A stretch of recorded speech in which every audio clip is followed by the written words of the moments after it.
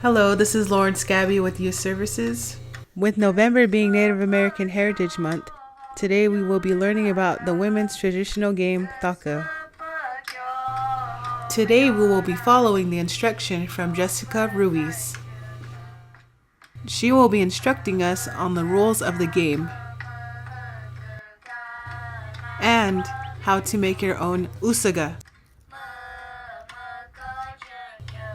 We start by finding the right branch. This can take some time.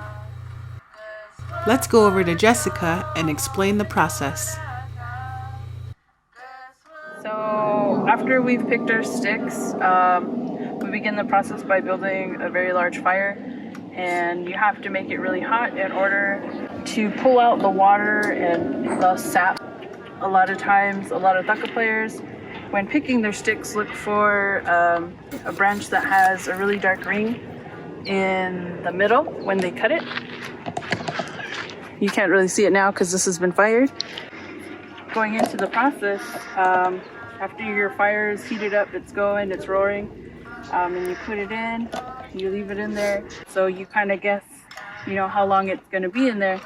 And so as you start pulling it out, you're going to want to bend it slowly. You're not going to pull it up all the way.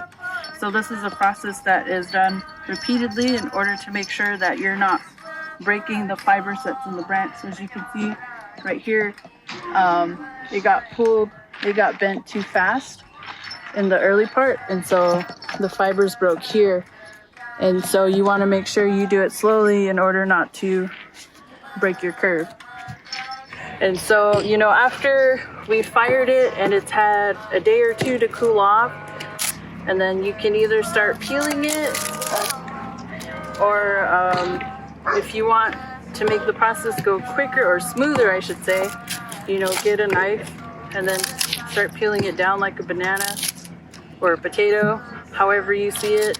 The whole stick is called an usaga, which basically says, it's my stick. The game pieces that we have are called an orda, and it's basically the two smaller ends. Like sometimes the end of the curved part will get cut off and you can make it into two pieces, or some players even just specifically look for a smaller branch to make ordas with too.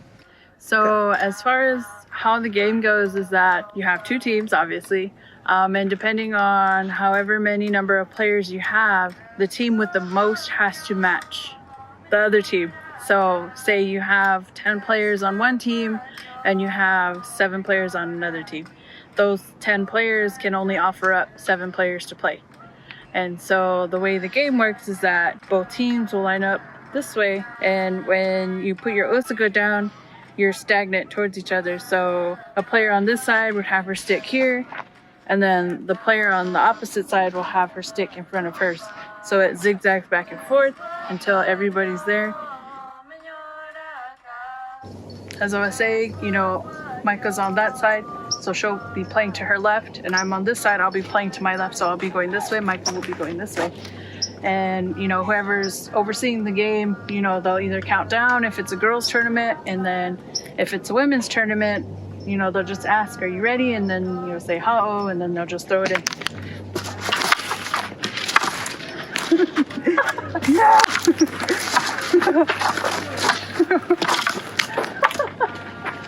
A lot of times in a lot of tournaments, they'll just ask you, are you ready? And then after there's a consensus of saying ha-oh, yeah, they'll just throw it in.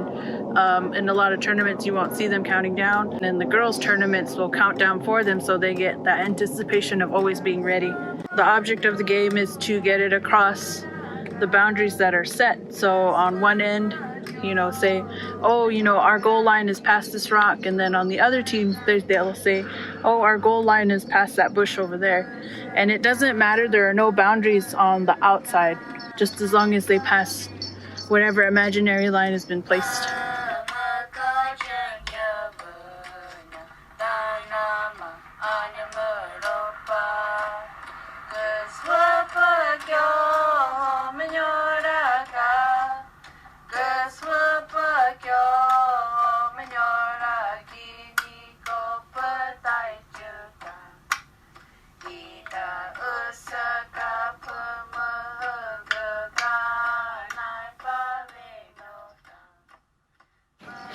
So there's Thah-Ka's been here, and it's just that it comes and it goes, but I'm really glad to be a part of this generation that still wants to keep it going